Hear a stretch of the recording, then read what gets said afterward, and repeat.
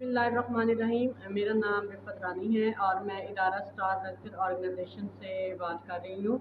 हमारे इदारे star welfare organisation में ये बच्ची नाइला आई हुई है, जिसका ज़हनी तवाज़ुन कुछ सही नहीं है। ना ये अपना घर का एड्रेस बता सकती है, ना इसको पता है कि मैं किस जगह से आई हूँ। ये हमें पुलिस छोड़ के गई थी हमारे इदारे में। साजिद शहीद जो है थाना सरगोदा का, ये पुलिस वाले इस बच्ची को यहाँ पे छोड़ के गए थे। ये बच्ची अपने घर वालों के बारे में कुछ नहीं बता सकती, ना तो उसके पास कोई फ़ोन नंबर है, ना कोई राब्ता नंबर है, ताकि हम लोग अगर हमारे पास राब्ता नंबर होता तो हम इसके घर वालों को इत्तला कर देते।